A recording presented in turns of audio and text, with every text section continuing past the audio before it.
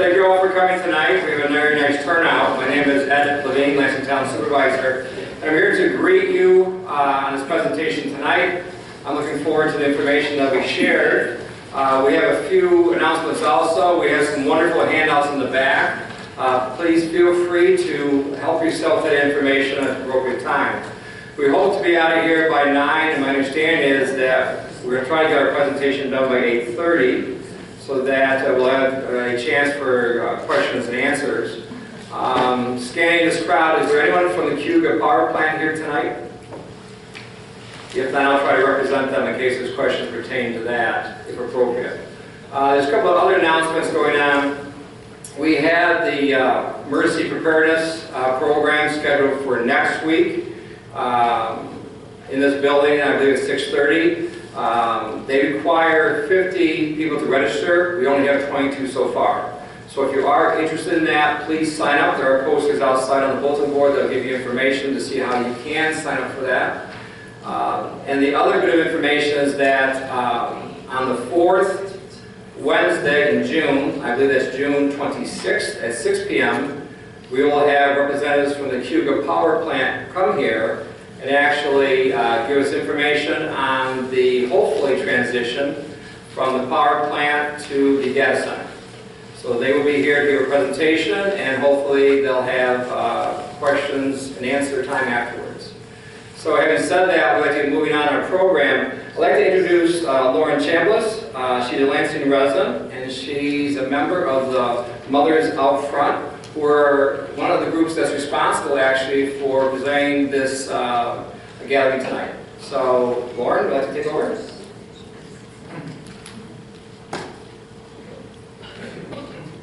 I have a pretty loud voice, so do I need to use this, or can you hear me in the back? Great.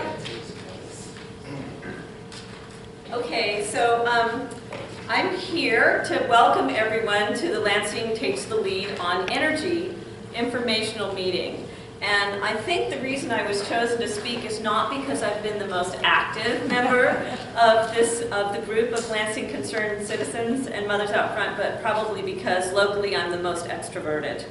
So, but I'm really happy to be here and to talk about how we got to this point and what we might think about as we move forward with the power plant conversion and other important community issues.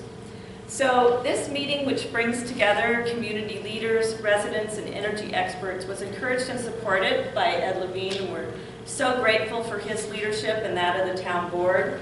We're all striving to bring a win-win situation to find solutions at the nexus of energy, economics, and environment. And this meeting is one step towards that goal, as are lots of other things that have happened in Lansing in the last few months. So many groups of concerned citizens throughout Tompkins County have been working on these issues for years, but it was really in the last year that a group of us locally in Lansing got engaged and joined the discussion and sought information when the Holyoke power plant talked about or put in plans to convert from coal to natural gas. And led by Sue Ruoff and Diane Beckwith, they sought help from Mothers Out Front, an organization that works to mobilize local campaigns to preserve a livable climate for generations to come.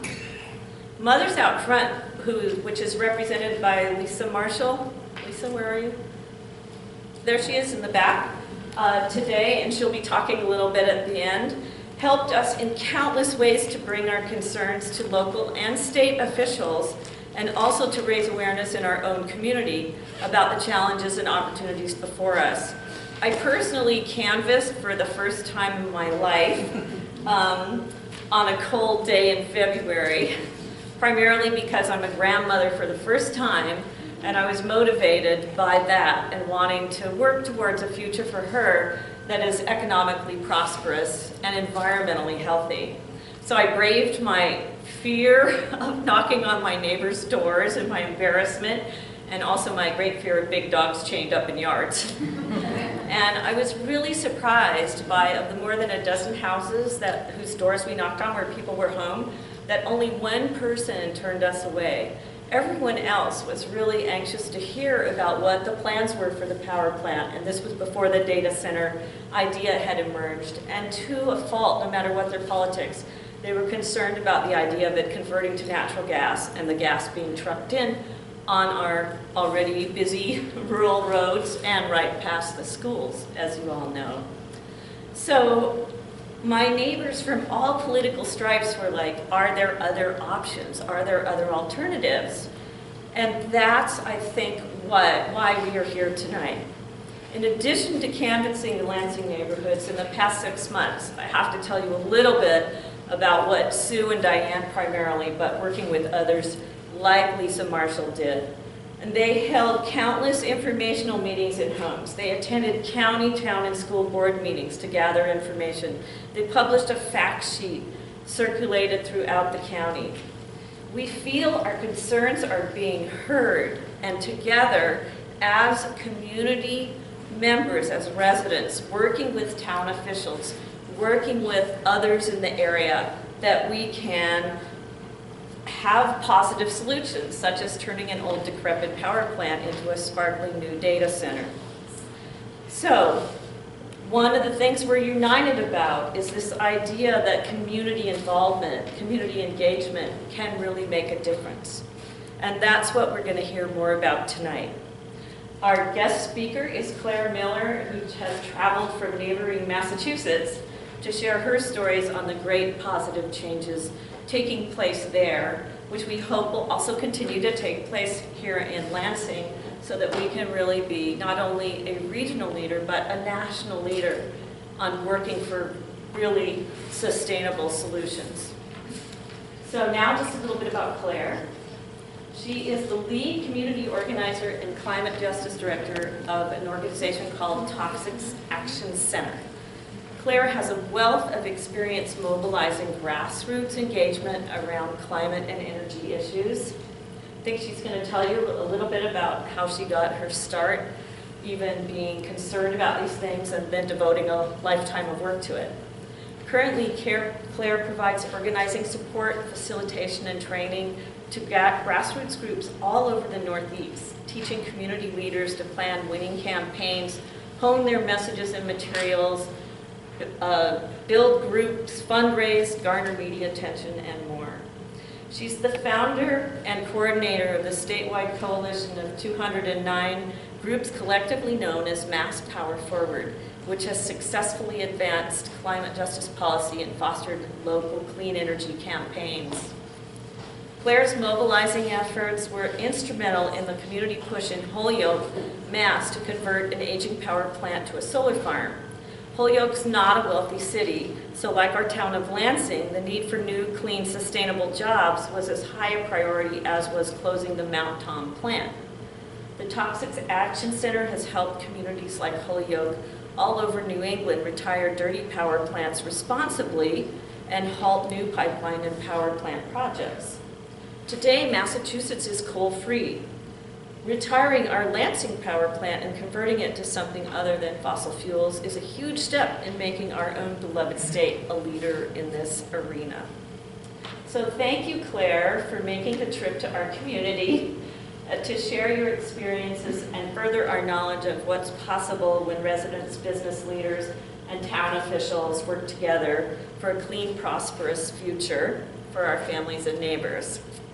And we're going to start by watching a short video, and then Claire will speak after that, give us a little bit more detail about the community campaigns, what they did and how they achieved it, and I think that how long it went on, right? Yes. the sustainable effort that's needed. And then after, there'll be plenty of time for Q&A with Ed as well. Okay, so thanks very much, everybody, for coming.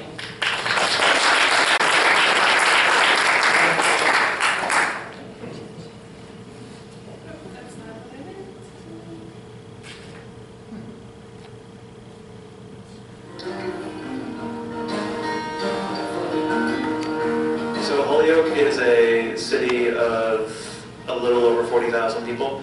We have a rich history. We're the birthplace of volleyball, the first city in the country to make paper. We're nicknamed the Paper City. We have a history of immigration, We're about 49% Latino.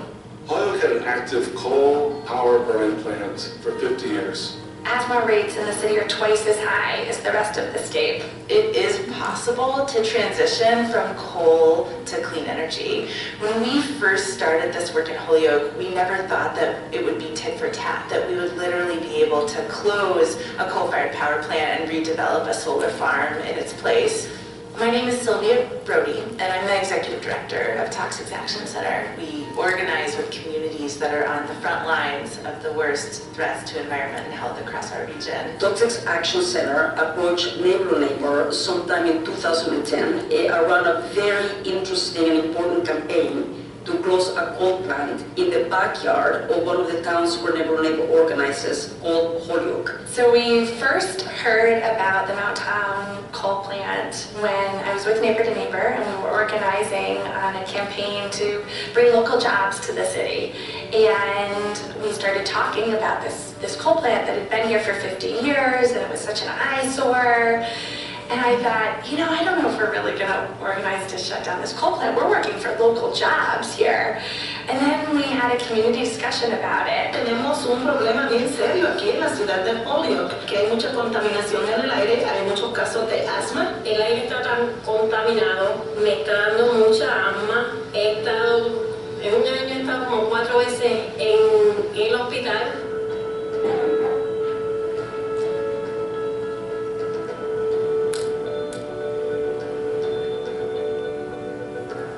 Because we were working with people from the community that kept on pushing us, to ask these very important and critical questions. What's going to happen to the workers once the coal plant is closed? And then our members asked again, well, what's going to happen to the site? Right? Great question. It was really the folks on the ground from Neighbor to Neighbor that led the charge for a reuse study. And so the conversation became about what's the best real reuse that's going to benefit everyone in the community.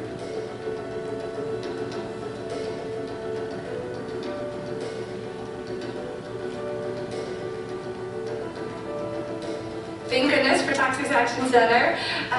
Claire Miller came out and walked us through a corporate campaign. GDF Suez, they were playing very hard to get porque no quería cerrar su planta, pero no miraba el daño que le estaba haciendo a todo lo alrededor, a los peces, a las personas, al ambiente y al aire y al agua, porque se contamina todo.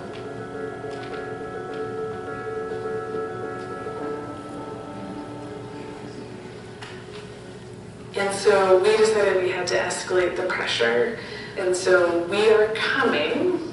We sent them an exact date and an exact time to your office on this date. And you can meet with us and talk about it, or we can hold a press conference outside of your office saying how you've refused to meet with us. And so we got a letter back from GDF Suez saying, we'll meet with you right here in Holyoke at the coal plant. At the meeting, Vice President of North American Affairs, John Chu, says, well, we know, we've seen the writing on the wall, we may have to close the coal plant, we're considering converting to solar energy, but we don't know if we can make a profit.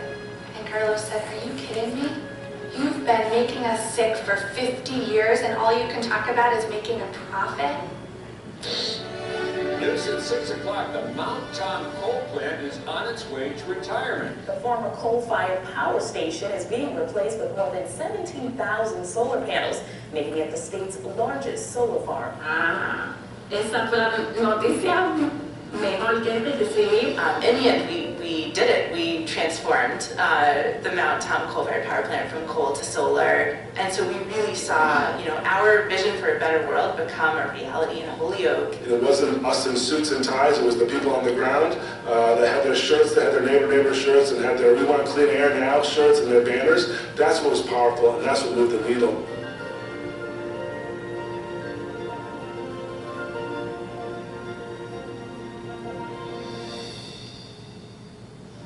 They got their retirement package, they got severance packages, and State Representative Aaron Vega threw in $100,000 of state funding for job training programs for some of the younger workers. We're moving towards a clean energy future. We're committed to work with our community to make sure that everybody has energy that's carbon-free and is green and is clean. It isn't going to hurt your children. It isn't going to poison our air. At every labor, we continue really holding on to the promise that the way forward is to organize, to do exactly the work that we do, which is to go door to door and connect with people at the doors, hear their stories at the doors, pay attention to what they are saying. We have this incredible solidarity between Neighbor to Neighbor and Toxics Action Center. I can't imagine having taken this on our own. Aprendí que para uno lograr algo tiene que luchar. Si tú no luchas, no se logra.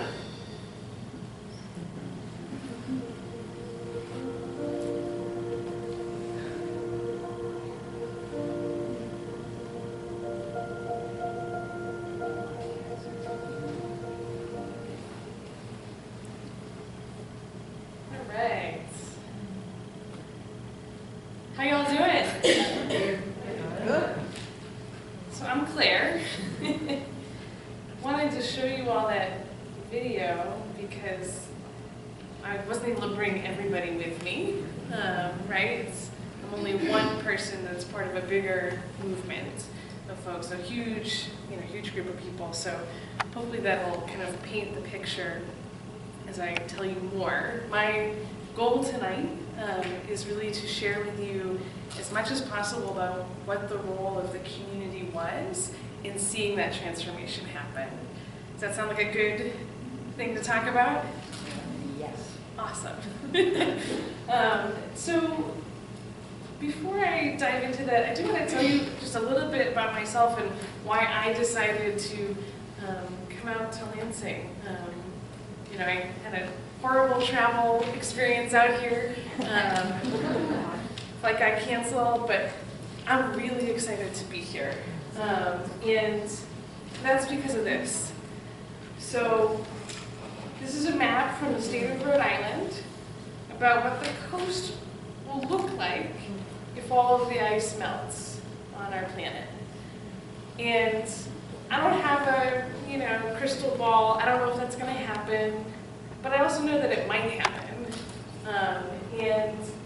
If this is Massachusetts, this is where I grew up, right here. So it's going to be underwater. And that's where my family has been for 15 generations.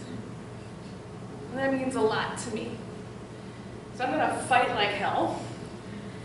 And I don't know if we're going to save that, but I know that in the process, we're going to build strong relationships, we're going to care for each other, and we're going to come out stronger. So even if I have to move to Worcester, or my great-great-grandkids have to move to Worcester, we will have fought together for each other. Does that make sense? So that's why I'm excited to be here with you tonight, because I know that you're also going through these same kind of conversations, these same transitions, these same who are we, what are we turning into? And I want to share and be connected to, because I have things to learn from you as well. So I do have a couple questions for you guys. I would be curious to know from a couple of people, why did you come tonight? What are your concerns?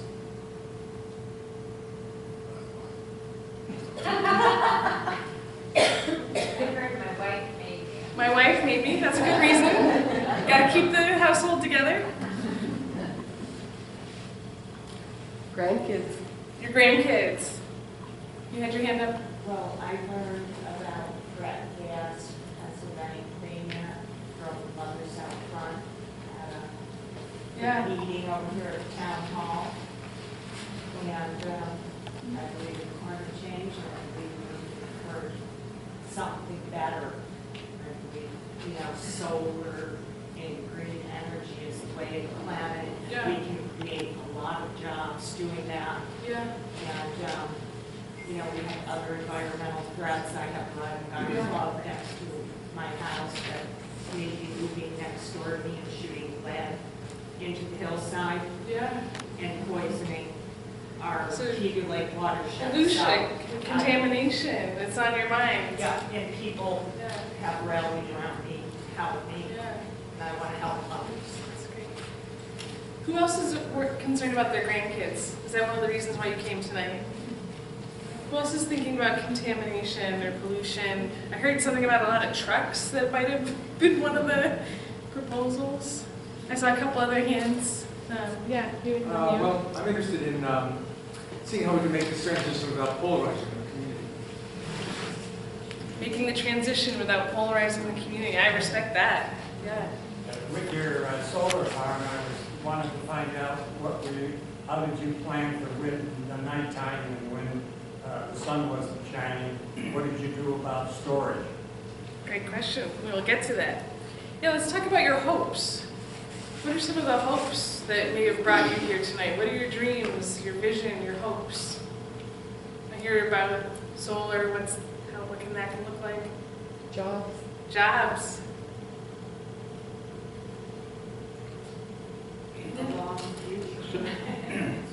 Something that has not been talked about a lot, but climate refugees. I mean, if that map up there turned out to be true, that's nothing. Bangladesh will be gone, most of India will be gone. That will put millions upon millions of people homeless. We think we have a problem now with Syrians going to Europe. Try multiplying that by a factor of 10. Right, some of the research is that, folks are leaving Central America because of drought, right? Like, all of our world's conflicts are also being stirred and made worse by our climate. One more thing. We had an American desert once before. We can again. We're growing food on that former desert. If we have a new desert, we don't have food. So other hopes or dreams? I heard jobs. Anything else to know? Yeah? More tax revenue. More tax revenue, right? I'm the daughter of 2 public school teachers. I like tax revenue. It's good for the public education system. There was a hand over here I missed. That is the same. Yeah. For the town, for the schools and roads, getting investment. It's important. Anything else? Resilience. Resilience. Say more. What do you mean by that? Well, the more of our energy we can generate locally, the more we help to stabilize the energy grid, not just for our own county, but around us as well. And that leaves us in a better shape to prepare for the inevitable climate disasters that we're going to face these things we've already done, much less what might be coming if we don't do more. So by working to prevent more harm, we also increase our ability to deal with what's already coming our way. I like that. What other folks? Do you have a dream for, you're hoping for tax revenue? Anybody else excited about that? No hands? Really? You had your hand up. Bring us home. What's your life? I don't live in Lansing. I live in Trumansburg. But, of course, I'm concerned about what the power plant would have done to the environment as a whole and to the lake that it sits on, which is directly across from us. Yeah. And I'm now concerned about the coal ash problem that remains. Yeah. Yep. Yeah, it'd be nice if that could be cleaned up. Yeah, that's my dream. Yeah. I like that one. Awesome. Thank you all for sharing. We have one of I'm interested in your campaign and how you ran it, because I've just talked to people in a lot of different places where you can't get people moving. Well, that is a perfect transition. Thank you. For me to start telling you about our campaign. So just a couple logistical things. My sense from my host is that we're going to try and save questions till the end so that we can have Ed or other folks to help answer questions. So trying to remember them as I go. If you need to use the bathroom while I'm talking, please feel free to take care of your needs. It's down the hallway. And if I am talking too softly and you can't hear me, please make like a hand motion like this. And if I do it too much, I'll start using the mic. Does that sound good? All right, so I want to briefly tell you about Toxics Action Center, the organization that I work for based in New England. We were founded in 1987 after the Woburn Cancer Cluster. Anybody ever heard about that happening? A couple folks, they made a John Travolta movie out of it. There's a book, civil action. Long story short, there was a company dumping chemicals, got into the public drinking water supply. 26 kids in one neighborhood got leukemia, about half of them died. It was a wake-up call about how, you know, what gets into our water, what gets into our bodies. And so these mothers, these fathers, they ran into each other at Mass General Hospital in the kids' cancer ward and said, I know you live on my street. And they started putting things together. And as the story goes, if you've seen the movie or read the book, there was a personal injury lawyer who stepped up to help sue the bastards.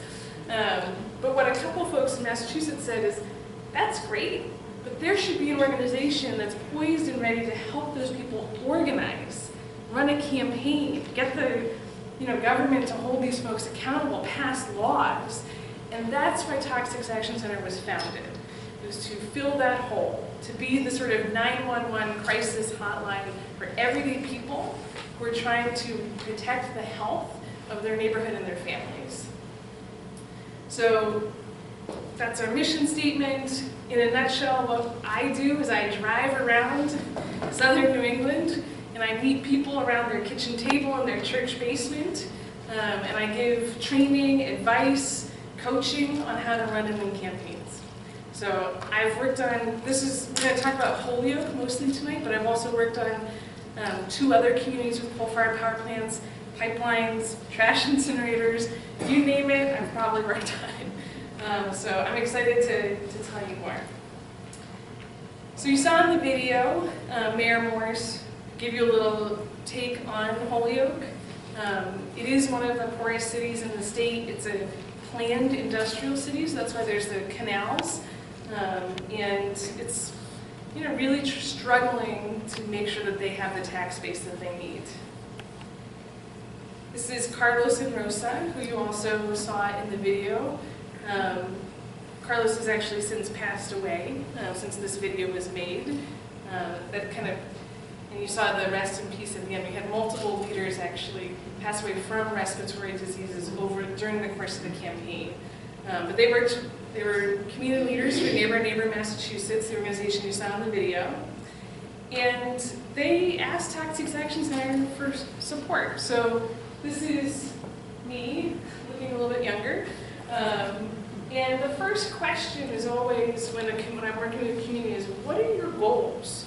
What do you want to see happen? What's the point of going to all these meetings and knocking on doors? Let's have a vision. And the thing that came out of that conversation was that they wanted to close the plant sooner rather than later. They also wanted the city to be ready when that happened. They didn't want to be blindsided. They didn't want to see teachers have to be laid off. So prepare the city for that loss of taxes. They wanted to support the workers. They knew some of those folks. Even if they didn't know them, they still cared about them. Everybody, Carlos and Rosa understand what it is to be underemployed or unemployed. And so from the get-go, it was like, we got to talk about the workers and see what we can do here. And then lastly, the contamination. We'll get into this later and I'll go into more detail. I've tailored my talk tonight to talk more about the reuse time because that seems to be about where you all are at, but there's a lot of coal ash on that site. So that very first step, making sure that the city was ready. So we worked with City Councilor Rebecca Lisi, Aaron Vega, who you saw in the video, he was actually a City Councilor at this time, and we were like, we should have a task force. We should have a group of people associated officially with the city who are, it's their job to go figure this out.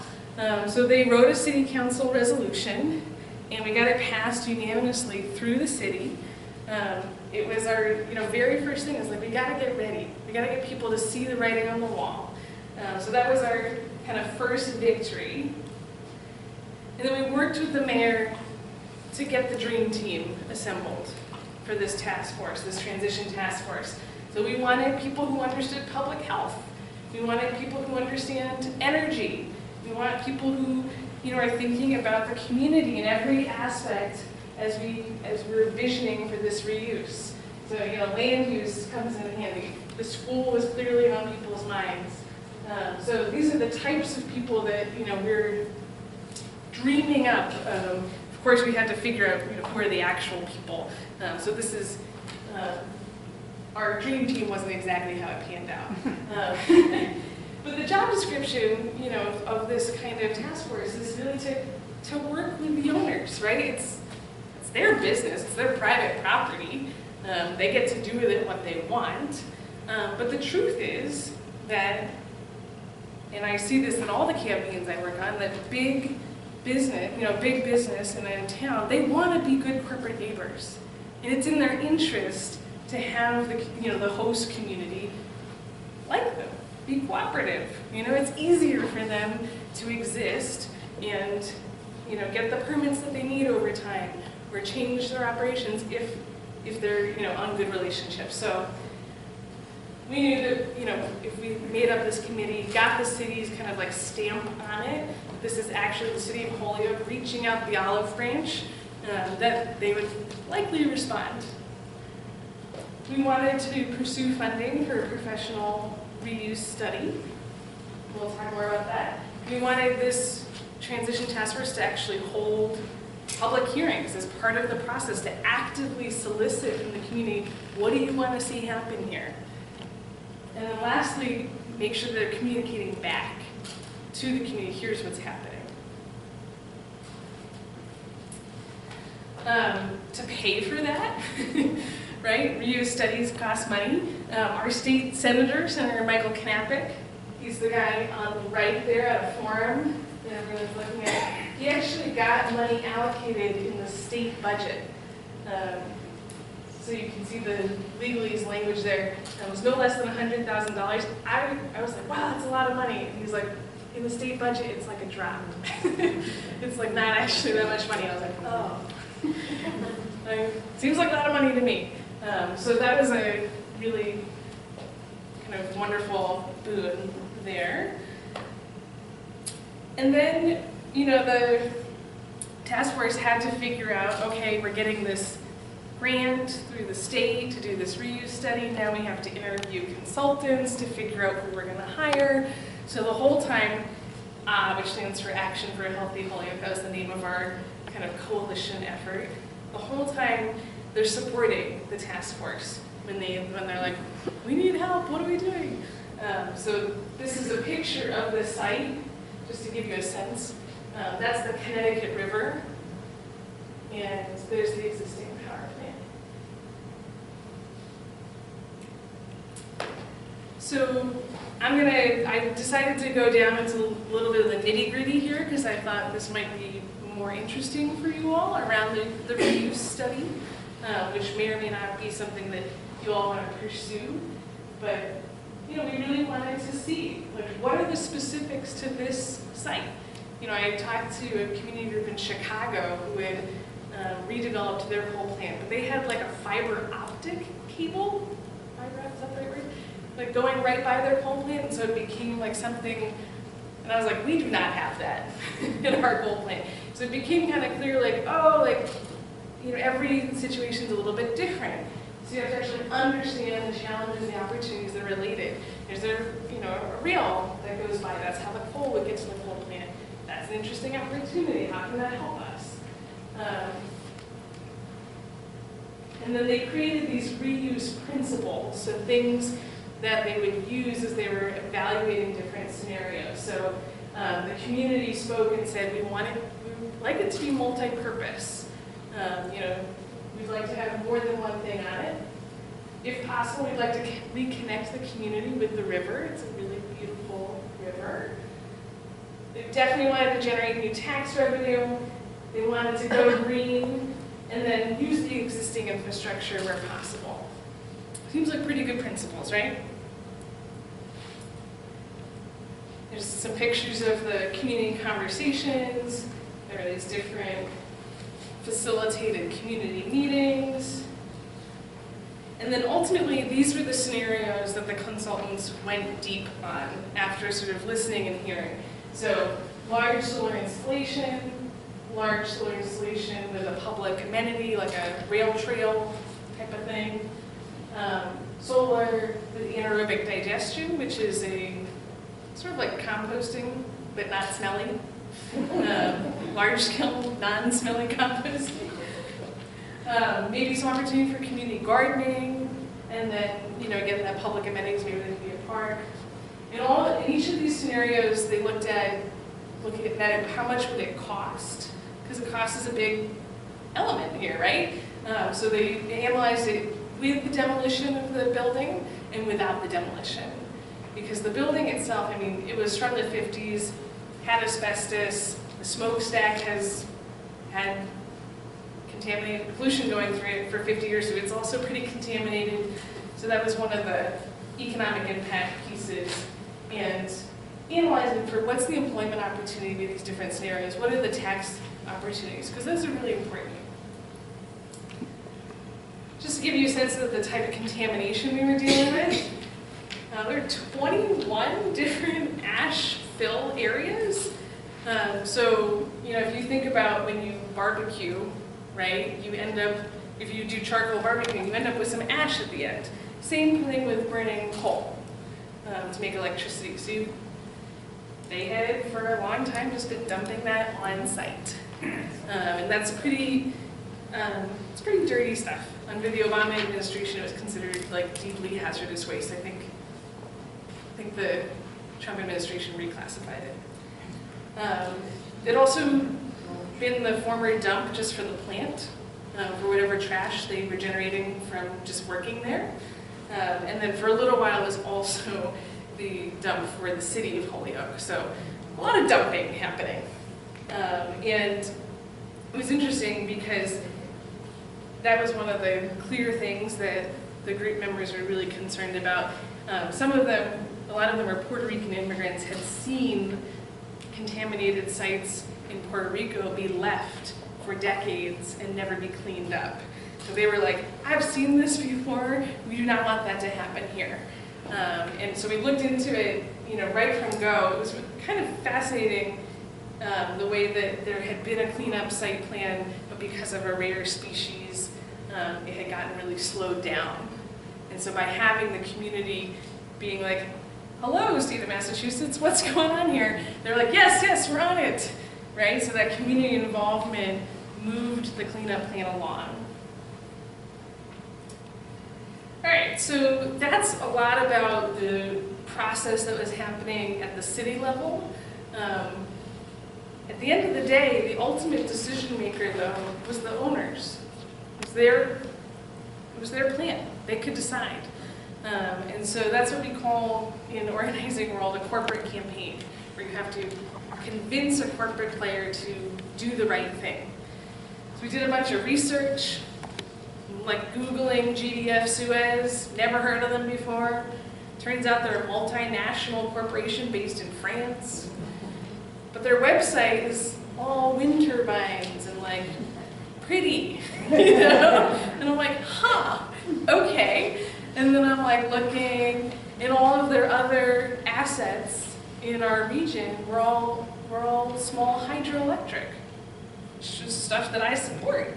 So I'm like, okay, they have this one dirty asset that's not really making much money for them because it's not running very much. This is sort of like their ugly duckling, right? Like, so that was what we called our strategy, El Petito Feo, if anybody speaks Spanish. That's what we called it, that we wanted to reach out to them and say, we see you have an ugly duckling, let's work together to transform it into a swan.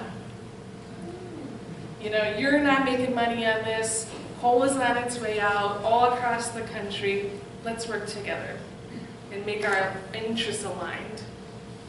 So this was the launch of that call for closure, as I said, and was kind of shown in the video. From the very first day, we were always writing them letters to say we'd like to meet, to talk with you, we want to work with you, and they stonewalled us for 4 years. That's sort of multinational corporation for you. So we tried, kept building up the local pressure. We talked to local business owners. This is actually one of my favorite things to do as an organizer, is to go reach out to local business owners.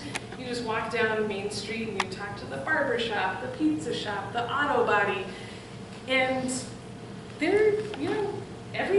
people in your community, but they have a little bit of prominence because they own a local business.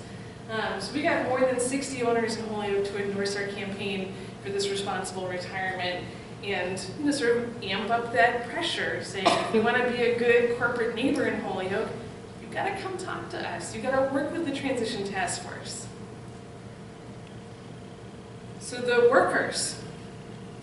I should say, the union was never, the IBEW was never really excited about our campaign. And I do not blame them, right? We were trying to shut down the coal-fired power plant. They knew more than anyone that it was on its way out. They were barely running the coal plant. And so, because we cared about their jobs, we would just tell the press and we would tell everyone, whatever the union wants, that's what we support. That's what we support. Because we didn't know what they needed. We learned later that because it was a local, mostly older workforce, they mostly did not want a transition to a new job. They just wanted to retire, right? I can totally understand why that would be what we wanted. So later on, we started just sort of echoing that, but just from the beginning, we're like, whatever they want. To help give them a boost from the outside, we actually reached out to other unions. So you can see the Mass Nurses Association, the SEIU, the United Auto Workers, the Massachusetts Jobs and Justice, all this labor community. We tried to kind of hold up, shore them up from the outside to say, we've got you. We care about you. We see that this coal plant is on its way out. We're trying to transform it into a swan, and we want you to land well as that happens. So this is the thing described in the video where after a while, the task force was going, the reuse study, they'd hired a consultant, they're doing these community meetings, and Carlos and Rosa were, were like, I cannot believe the company still won't talk to us. Like, it's kind of unacceptable, right? Like, we are bending over backwards to serve them up on a silver platter, something that would work for a win-win-win. And so I got the job of going to Hartford, Connecticut, which is where their regional headquarters was, to knock on their door and just walk in and hand deliver this letter saying, it's been 4 years, we've asked very nicely many, many times to meet with you, and we've had enough. So we're coming on October 8th at noon. You can have a conference room ready and sit down with us, or we'll see you on the sidewalk with the TV cameras and the banners. And as Lena said, we got a response right away going, we'll meet with you. We'll come to you. Don't come to us. It's cool. But it's like, sometimes you just have to twist that arm just a little bit. And in that meeting, we communicated, they talked about, getting our help to advocate for solar, to make sure that they could get the subsidies. We told them that we were excited about that. They also wanted us to be quiet about cleaning up the contamination because that's expensive. We told them no. Sorry, we have high standards. But about 6 months later, they went public. And I have to say, this is one of the things in this campaign which is true, has been true for many of the campaigns I've worked on. They said, we're not closing, and then the next day, we're closing. They kept it, the information very close to the vest. So, there's something kind of like, you just have to keep plugging away and have that faith that, when you build that community voice and you make sure that you're united in what you're calling for, that it will pan out. So we got the first thing, close the coal plant, and then we still had the other pieces: clean up the land, support their workers, transition the site. So simultaneous to all of that campaigning, The task force is still going. It's having all those meetings. The final report comes out. Ta-da, they're recommending solar. It was not a big surprise to us because, you know, at these community meetings, that was the resounding thing based on the analysis, the tax base, the jobs that people really wanted. So this is that same graphic, but you can see, I should have pointed out before, but those are the solar panels on the site. They had to think about a lot of different pieces here. This is a very flood-prone river. I think they wanted to do more solar panels, but you have to leave, you can't like pave over all of it, because otherwise the flooding is worse. And then things kept getting good. In 2016, we literally popped a bottle of champagne with the solar groundbreaking. In 2017, the panels were done, and they started generating power. Into the question to the man in the beige suits. In 2018, they added a battery storage. So literally just a giant battery on the site so that they can store the energy for and then use it at nighttime when the sun is not shining, for example. And then lastly, I wanted to say that not everything got tied up in a bow. You know, there's actually still, the mayor is still on the company because the smokestack is still standing. They did commit to demolishing it, but it's still there. So, you know, the cleanup, they said from go, like this is at least a 2-year job. That building, like I said, it contains asbestos. It's going to take special removal. The boiler, which is those 4-column type things, those were demolished in November of 2018. There's a bunch of videos on the internet if you want to watch the demolition of a power plant. We just put some strategically placed dynamite. But the smokestack is still there, and that is still something that community is pushing them on because they want to see the site fully transformed. And that is all that I had prepared to share. And my timing is impeccable. So I'm going to keep question and answer.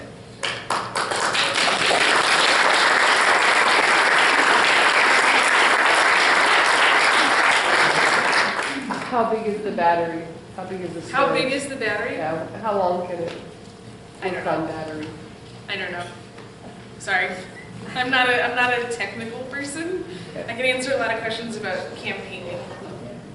But I can be happy to get back to you. As I understand. I am so smart. It's on my side. No, that's the size of the solar. All I know is it's the biggest in the state. Good question.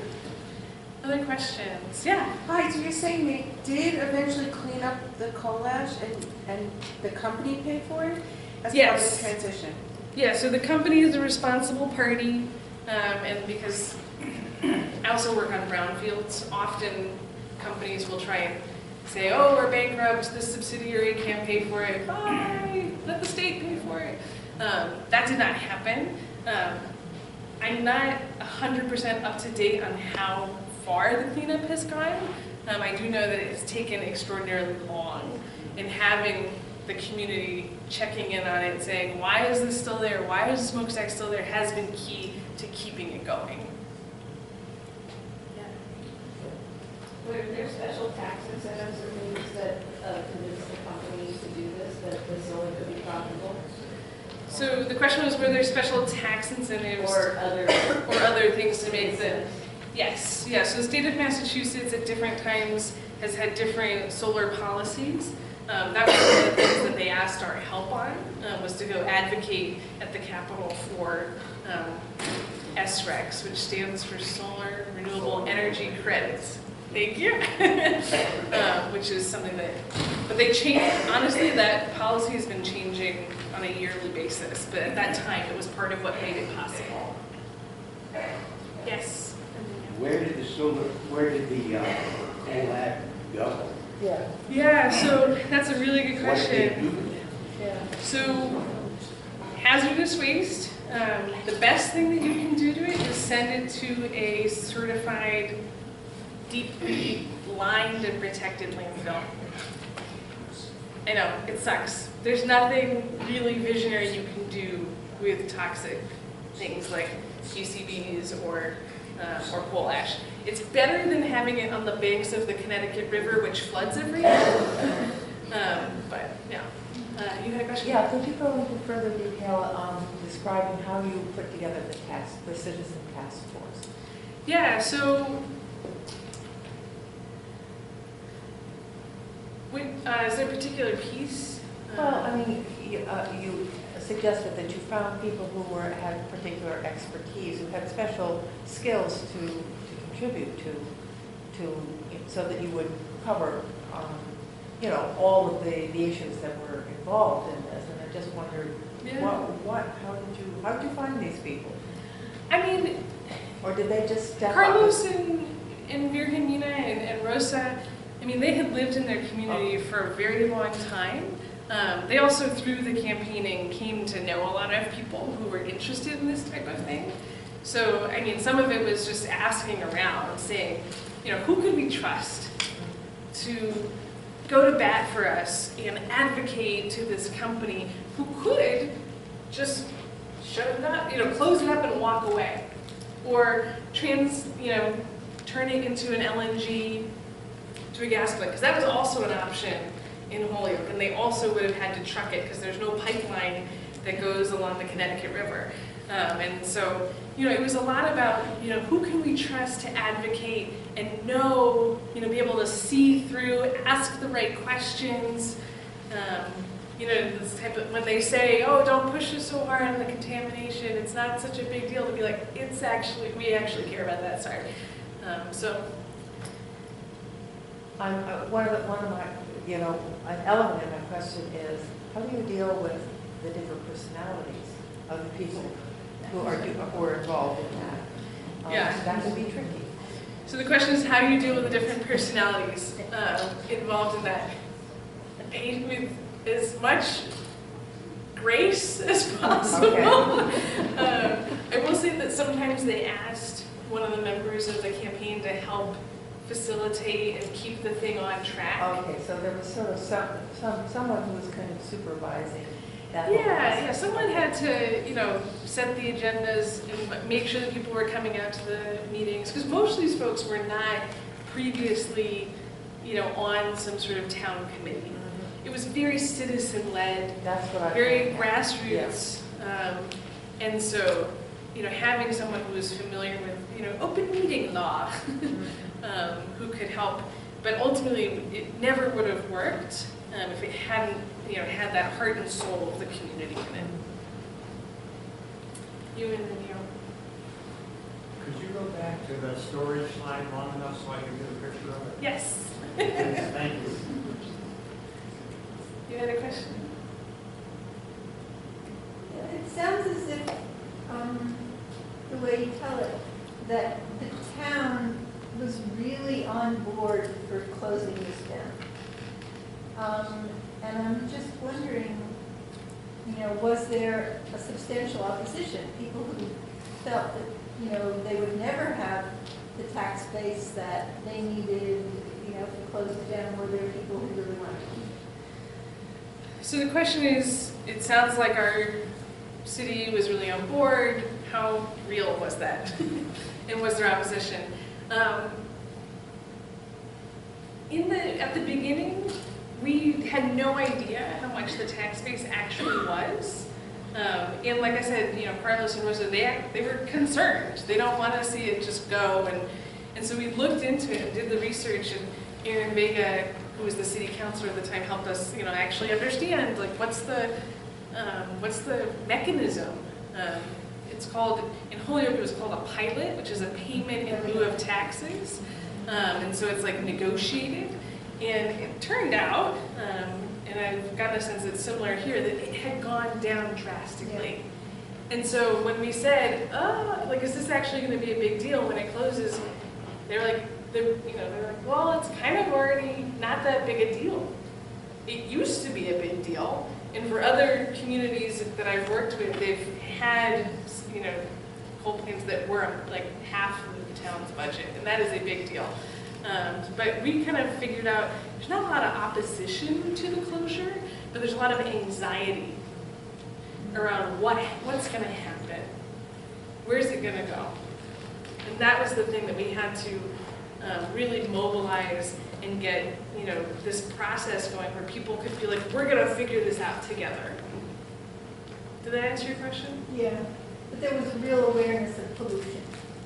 Yes, yeah, I mean, Holyoke has a really high asthma. It's in the valley, so the pollution tends to hang in the air. And so, for Rosa, she was going to the hospital multiple times a year just for having asthma attacks.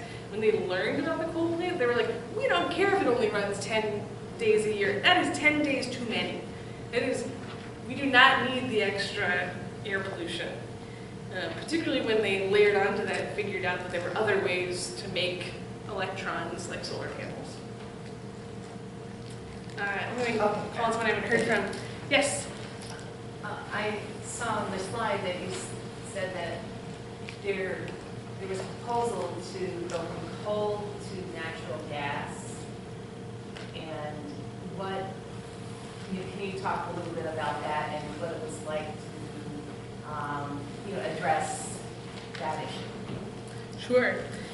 Yeah, so I have to say it wasn't super viable for similar reasons that I've sort of learned about here around the trucking piece. So the Mountown coal plant is called the Mountown coal plant because it's on the side of a mountain. Although mountain in Massachusetts, it's like a hill. But it was between Mount Tom and the Connecticut River. And then there was also Route 5 in this railroad. So like it was sort of surrounded and constrained in a lot of ways. So because they actually were like, can we build a pipeline, to get natural gas up here? And I was like, no, definitely not. It would have to be trucked in. And that pretty much sunk it right away. People were just like, we don't want, something, like, are there other options? Let's look at other options. That seems like not the best way to go. Yeah? Who actually paid for the solar panels and their installation? The company. The company did. What was the question? Oh, thank you. The question was who actually paid for the installation in the actual panels. And the answer is the company did. And that was, that was the whole thing of the campaign, was how do we find the Venn diagram between the interests of, Carlos and Rosa, who want good jobs, clean air, a tax base, the interests of the town, who wanted to, come through this unscathed, and the interests of the company. They have this old, dirty, coal-fired power plant that's frankly got to go sometime, and they need to figure out, is it just going to be a stranded asset? Are we just going to have to close it? Or can we make it into something else? And finding the intersection of those three circles ended up being solar. And then, once you have, then it was like getting, support for any of the permitting that's needed at the state or the local level. It's like, let's do it. Like, green light that stuff.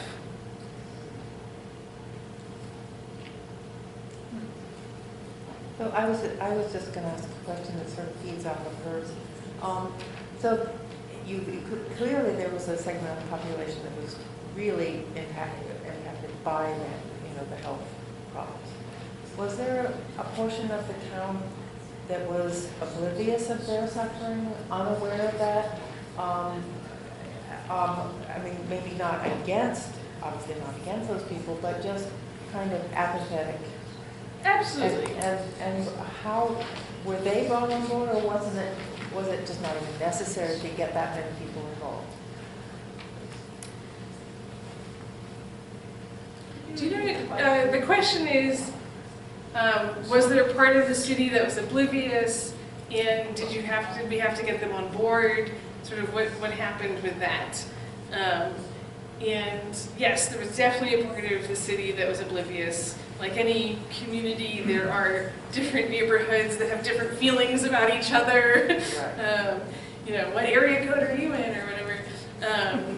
And ultimately, I would say that we didn't have to do a ton to get them on board. I don't know if you know that Margaret Mead quote about, you know, a small group of people can change the world. It's really true that, you know, when you get a critical mass, it doesn't have to be the entire community, but a critical mass of people who care, who turn out, who show up and are engaged at, you know, at the local level, go to the, you know, select board meetings, the city council meetings, it can be enough to really show what's needed. And because a lot of people, you know, like Lauren was saying, like it takes guts to knock on doors, and that's not for everybody.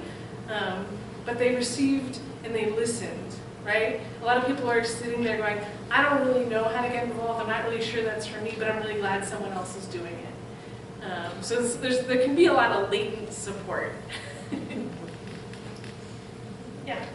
Can we address the community-based task force again, given our specific situation now that we're looking at this new proposal of possibly building a data center?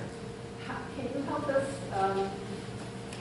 vision what that task force would start doing now? Yeah. Did everybody hear the question? No. Thanks. Say that. So the question is, given where you all are at now, where you have a data center proposal on the table, what's my opinion about what role a task force, a transition task force would take in that type of thing? I mean, I think my short answer is that in any sort of big development, it's good practice for a community to do its due diligence, to read the documents, ask the questions, say, what's the downside of this? Could you do it slightly differently? Could you, put in a provision for local hiring? Could you, have an electric, sometimes a lot of communities I work with ask for a community benefits agreement. Sometimes they ask for, different tweaks, but really getting in there and advocating and saying, I don't know about this. Can you get an independent expert to really explain this to me? Because I need to make sure that I can explain it to my neighbors. It's that sort of liaison to make, because your city government, I don't know about Ed, but most folks are already doing a lot, and so having a transition task force can be really helpful to give that added layer of oversight and due diligence. May I comment on some of these? Sure, we've got a couple other hands. You can ask all the questions at some point, though, if you want. If not, I can wait and do it the next time, give some background on things. But why don't you get up and so everyone can hear you? So a couple things. First of all, congratulations. This is a wonderful thing you did. Thank you. And I think that the ground was fertile to have that happen. The situation is a little bit different. I don't want to take away any thunder because it's all well earned. But they're already a willing participant. In your case, you had to maybe sensitize them that this could be a symbiotic relationship, not a parasitic relationship. Some background with the power plant. 10 years ago, it was 160 million. And we always talk about cumulative, because if you lose it the first year, you lose it the second year. Cumulatively, over the last 10 years, it went from 160 down to 20. That's $937 million of assessed value. At roughly $30 a thousand, that's $28 million that the town of Lansing lost. And that is 2/3 of that, that's this tax revenue. 2/3 of it is your school roughly, that's 66% of that, 28 million. 26% of that is your county, your town is 5, your, let's see, your fire protection is 2, and your library is 1. If you live in the village, you're now at only 1%. I crunch these numbers all the time, as far as that goes. When I got elected, I was looking at $60 million that plant was going to lose. We didn't know what the pilot was going to be, and my gift was the first 3 months was not only did we have miners trapped from miles away of training, which they handled that quite well, also the shops of Ithaca went down 10 million on top of that. So it goes from 60 million down to 20 million, that's 40 million, only 40 million, shoulder shrug, no, that's not. Do the math, it's 100 million. You go 25 the first year, you go 25 the second year, 25 the third year, that's 75 million. You go 10 million the second year, 10 million the third year, that's 95. Third year it's 5, that's $100 million. Okay, of tax. Who basically absorbed that? You guys did. That's how it happened. Plus, we scrambled to get as much building in here as we can. Remember the Lansing's open for business? Go down to the south end. All those buildings are worth about $1.4 million that Mr. Lusani's building right now. The situation is that we are at the point where they're willing to listen. They've already started to talk with the New York Power Authority about their allocation now for the power. Now we're on the second phase of that. They're willing participants. What we can do as a group, for once, we can all agree on something and not fight over everything and maybe move forward together, because if the tax base goes up, the other concern I have is the schools, because the schools is one of our busiest and best businesses we have. And if the schools tend to go down, we're going to lose everything that's drawn here. 71% of the village is rentals. And there are over 3,000, about 3,600 people live there. Ask Don Hertel. I talk to him all the time now. We have such a great relationship. All these things come to play, but what can we do as a group is we can find ways to initiate, as the governor in Albany talks to the power company, to get the allocation of the power. The power is 100 million megawatts. Okay, that power plant was 330. Somerset's 250 megawatts. They are now going to turn in from a power producer to a power consumer in huge fashion. As far as the storage batteries go, they last about 5 years. Dairy One has one, to give you a little idea, where they have one behind their plant up on Warren Road. And I don't know how many millions of dollars they cost, but once again, okay, New York State, you want us to go in this direction, pony up also, okay? That doesn't mean, though, that they get a free ride either. They also have to hold your feet to the fire and say, are you going to take care of these employees? I don't know. My hope was I could hang on long enough and keep these guys going so some of them could at least get off of the ship onto the light post and retire before it went down.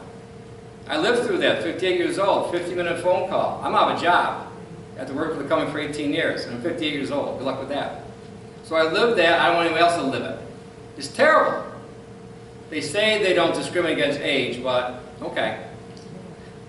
Okay, that's what they say. Yeah. Okay? Yeah. I got lucky because the store I helped build up, they actually brought me back. Because I'm talking to my boss who's half my age, I thought it was a very interesting conversation. So having said that, to get back to this, because sometimes I use these geometrical conversations with too many tangents here. The bottom line is, what can we do? Look at the information sheet that's back there, get accurate information. And when we have the presentation in, well, another month, don't see them as adversaries, see them as partners. The first thing when I meet with people, I say it's a new day. And we hope you make more money than you ever dreamed possible. And they think I'm joking. Because if they make money, as I talked to Diane Beckwith about this, if you give them a reason not to go into other areas, they'll stay there. I'd like to show you a picture.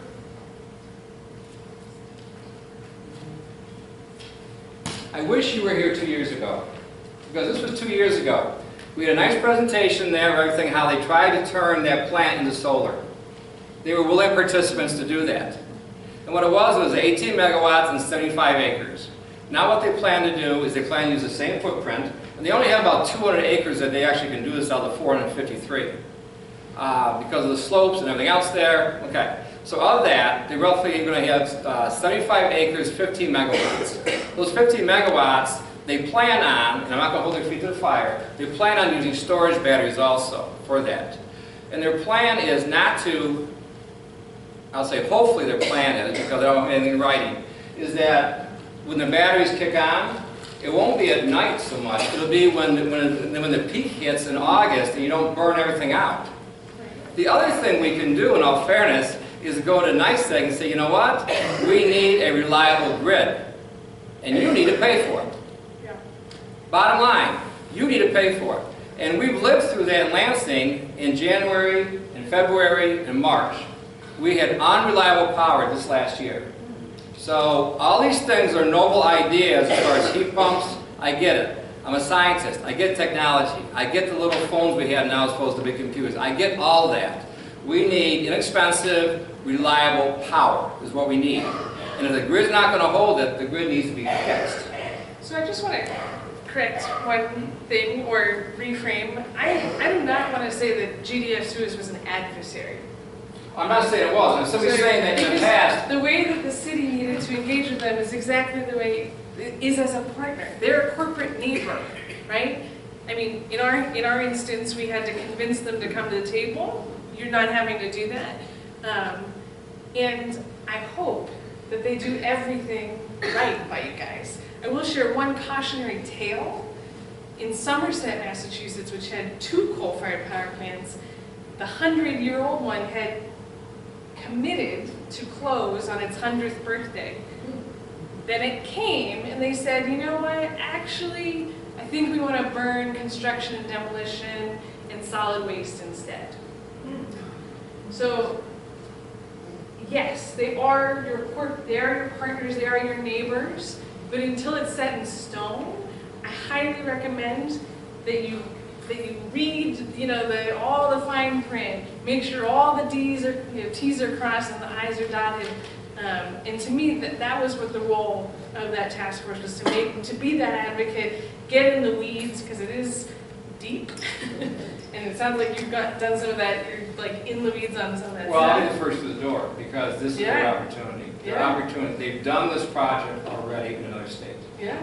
And this is... You could do a field trip, see how they're treating those guys. Well, the first thing I'd ask them is to show how you went from, as you did, from the outhouse to the penthouse.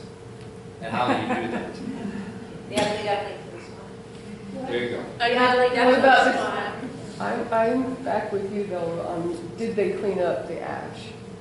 And I don't, once again, I can't speak for them what their plan is here. I only hope that we look as an open mind, because as we transition here, just imagine it's more than just a data center.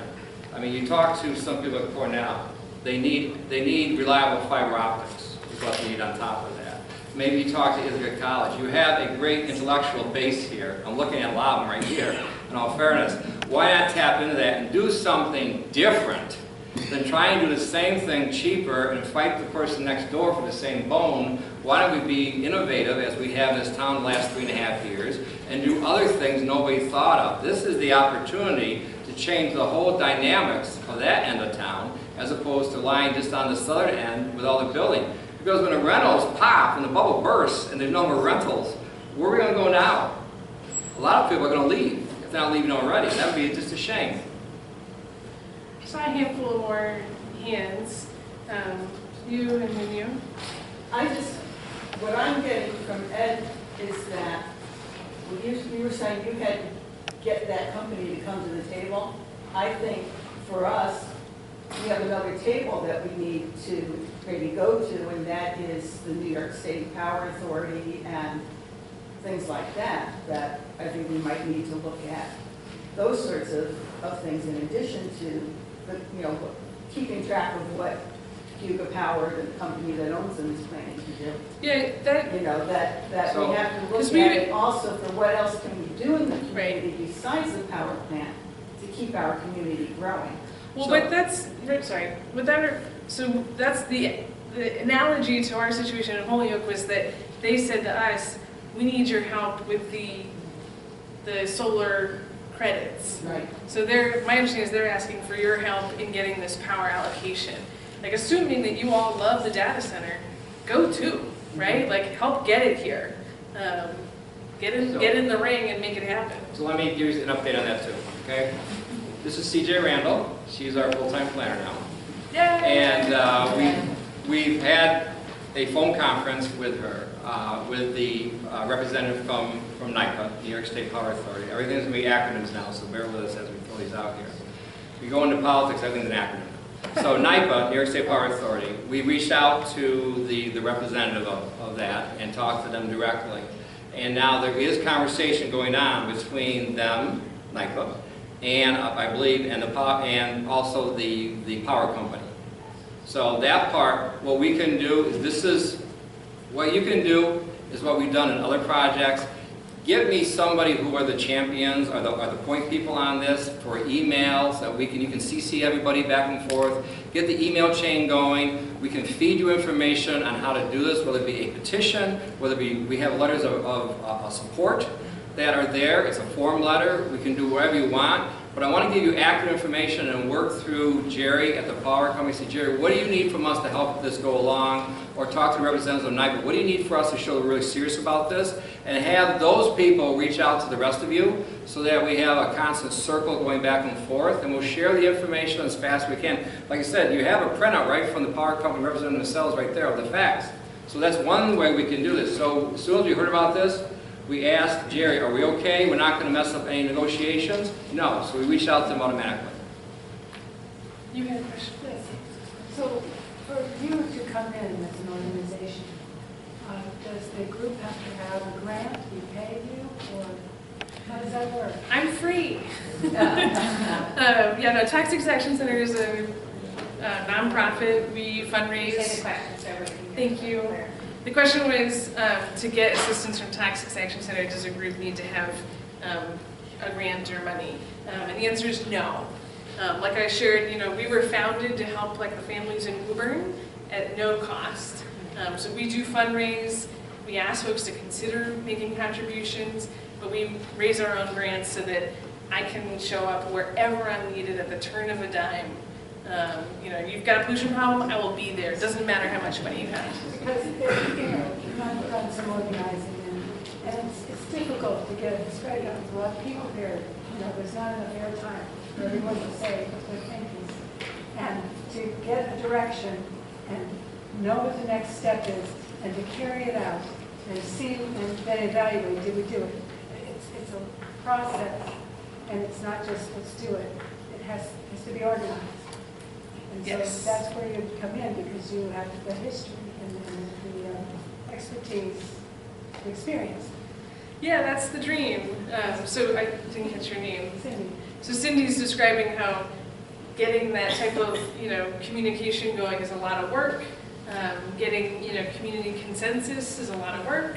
And so that's having someone who has experience, whether it's me or Mothers Out Front or someone else, is very helpful. So one of the things is that if the information isn't in the back for your group, is you can share it on email, you can distribute it to people if they want to donate to that group. Yeah. I always like to raise money, so Thank you. feel free to Feel free to become a member of Tax Extraction Center. It's all about organizing and about how we can share that, so if you like the work she does, you can make a donation to that group also. In the citizen-led task force that you had, obviously the local government played a role in that, but it was like sort of average, it was citizens in the community that participated in it, if I'm understanding correctly. Yes. And so did they, were you able to get like what degree of transparency were you able to get in terms of talking with the company and also regulators? So the question was, the task force was citizen rooted and led, yes, and then given that, how much transparency were we able to get from the company slash like the state? I mean, I think because it was so clear that the task force had the buy-in, it had the ability to turn people out, it had the credibility of not only the municipal government, but also the grassroots leaders.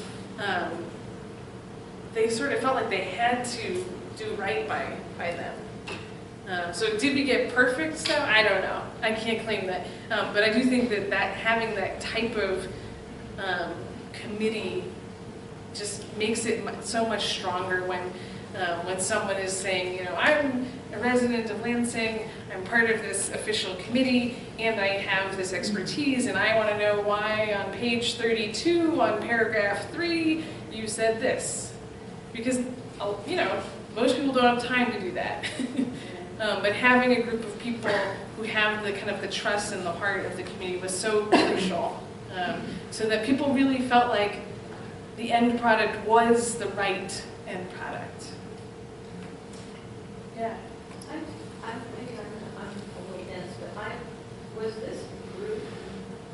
task force appointed by the town?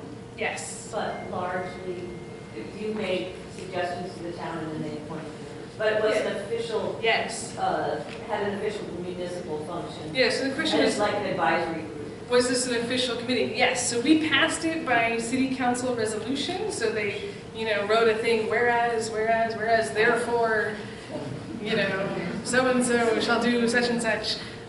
Because we were friendly with the mayor, he asked us, who do you think should be on this? And we said, oh, well, we think, so-and-so happens to live in the community, has, planning, background. So-and-so who lives in the community is respected because, they have a background in watersheds. So it's just like broadening it, because the anxiety was high, broadening it to, but also having that, like, we're officially part of the city. That combination was really helpful. So let me address from a town supervisor standpoint as opposed to the mayor. You're already in many ways on phase 2, which is they're convinced they need to go in that direction. Put a task force there. There's a task force to do certain things for support to get this across the finish line. Absolutely. There are negotiations right now for the allocation of power, which they hope to get from hydro, by the way. That I think we should back off from, because the last thing I want to do is be the reason they don't do it. Because people can create failure just as much as they can success. And I've learned from my mistakes to be the second mouse. The second mouse gets the cheese, not the first. And there's a lot of enthusiasm in how you want to do that. And I've learned to be more patient as a supervisor to do that and to see where this goes for the negotiation. I think that the fly ash question is a valid question. I think that the status of the employees is a valid question. On that, is it going to be predicated that they do that to get this? I don't know. How much leverage does the town have? It's a business. Right. And what's the worst case scenario? Read item 10 on the sheet. They go to court. They don't get this. They're going to go to court and say, we tried everything else. We want to come back and fire this thing back up. Our job is to, at least my job, is to have the symbiotic relationship and say, how do we get you in a different area so that you can grow, and maybe we get 10 more Dutch mills up there. And that's where your assessed value really grows, is with your businesses. So that's why I love the enthusiasm here. I just think right now, and I'm going to lean on you a little bit for this, for your guidance in the future, is that, okay, how do we hone that into what we need to do, not what's already been done? You guys have to decide if this makes sense for where you're at.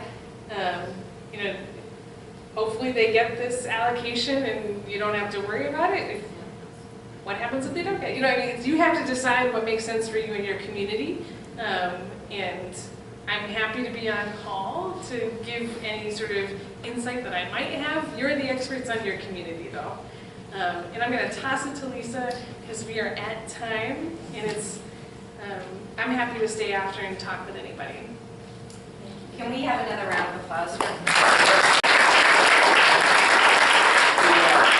I'll toss it back to you after I do mine. Absolutely. Is that good? Okay. So I want to especially thank Ed Levine for offering to host this great event, and thank all of you for being here tonight. Transition is really hard.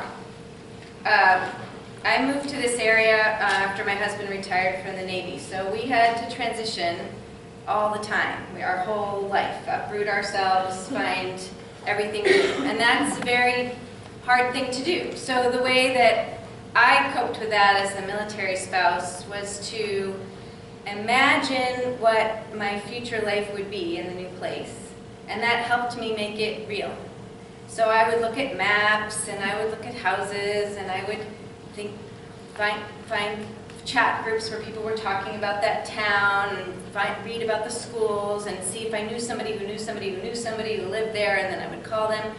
The point is, in order to make something real, you have to be able to imagine it. And I think that for me, the purpose of having this meeting was for us to help imagine how to help actualize this transition that has been proposed. and make it be a win for this community, make it a win for the company, and make it a win for the climate.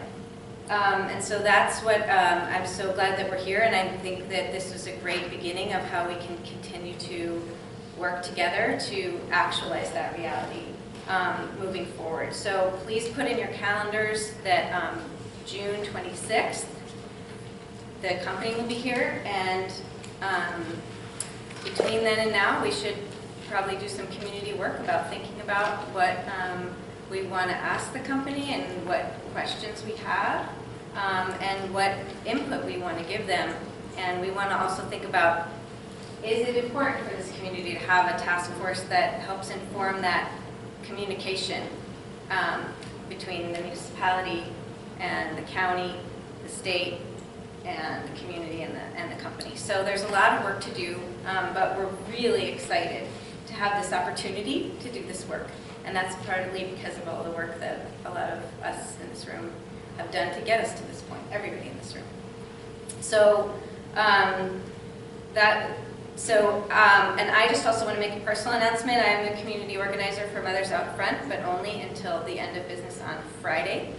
And after that, I will be coming back to Lansing in July to be the Heat Smart Lansing coordinator. So I will be here, one of those people lurking quietly and politely at the back of the room to give people information about Heat Smart, and I'm going to encourage all of you to stick around to talk to Claire, to talk to Ed, talk to me, talk to everybody at the back of the room. We have people from Nexam, Heat Smart, and Mothers Out Front, and I think maybe, I thought Snug Planet was going to be here, but I'm not sure. Oh, they're here, okay. So, so please stick around for a little bit more casual conversation, and I'm going to let Ed close us out. I also want to really especially thank our Lansing folks here who organized this event, so Sue Ruoff and Diane Beckwith and Lauren Chambliss. So thank you guys. So I want to echo the thanks to everyone who really organized this. I get way too much credit for this besides unlocking the door. That was my contribution. But having said that, I think there's a lot of good energy here. The thing I would recommend is you look at what is on there, the information that the power company has offered, and you think of constructive questions. I would also ask that you keep the attitude positive, because I always look for partners. That same attitude has developed a sewer district between the three municipalities of Village Cuga Heights, Village of Lansing, and ourselves. The relationships have been as good as ever because we work together. I want to leave you with a vision and plant the seed. Hopefully I live long enough, even through modern technology, to see this happen. But just imagine, as when I was in the pharmacy school back in the late 70s, you had, for $100, a calculator. And I use this example many times. It ran on a 9-volt battery, and it added, subtracted, multiplied, and divided. That's it, for $100. The technology now is you run it off of sunlight, and you off of room light, and you get it free for opening up a checking account. Just imagine our solar panel technology being that far. And with this same type of technology, once the next breakthrough comes through, just like stents are for your heart, the next breakthrough comes through, it revolutionizes everything. So having said that, let's say that the power company is no longer a power company, but it has solar. And let's say from the solar, it goes to Iberdrola and says, you know what, you got 480-some acres up there. We want to buy it.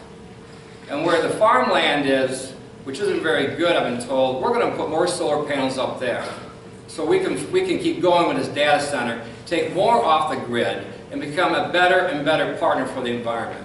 And just imagine they say, oh, that wooded area, by the way, we're going to give that to Lansing. And you can have it as a park. It's all yours. You don't build on it, you take your kayaks down there. It's like Salt Point on steroids. You'll be fine with that. Look at what you've done with Salt Point. You've turned that from UC Point, which some of us remember, which was like Dodge City, over into Salt Point. And for people who are here, you should be commended for that, because your energy is really shown in a positive way. So plant that seed with you to just imagine maybe 10, 15, 20 years from now, you have a vibrant company with a lot of other satellite industries thriving off that. Your tax base is high, your taxes are low, people can stay here when you retire, and the kids that grow up here actually stay here rather than moving to Holyoke County or someplace else and not be one of the 11 to 15,000 that's to migrate in every day to work in Tompkins County. Wouldn't that be nice?